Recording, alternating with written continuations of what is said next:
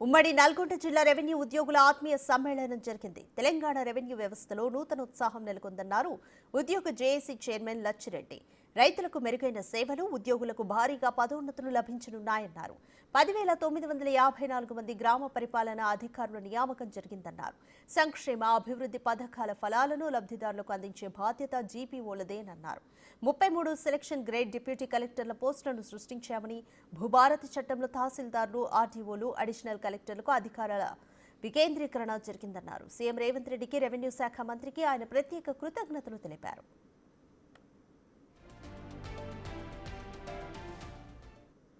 ఒకటే చెప్తారు, ఇక్కడికి వచ్చేటప్పుడు కూడా చెప్పింది, నువ్వు ఏదైతే తలంచినవో, ఏదైతే సాధిస్తున్నావో ఆ సాధనకి నా వంతు శ్రమ ఉంటుంది. వాళ్ళందరికీ ఖచ్చితంగా అవకాశం వచ్చేటట్టు బీఆర్ఏలకు మరీ చెప్పింది.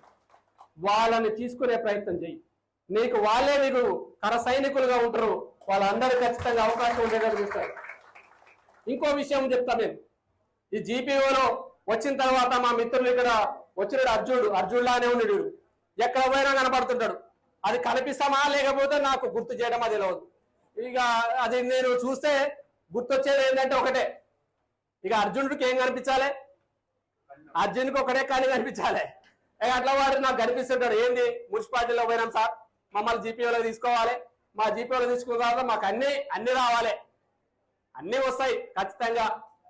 ఇంకొకటి ఏంటంటే, వాళ్ళకి అదృష్టమో ఇది మంచో తెలియదు కానీ జీవిత కాలంలో జరగని పని అంటే జోన్లు దాటి, మల్టీ జోన్లు దాటి పోయిన పిల్లలకి జీపీఓ వాళ్ళ అవకాశం.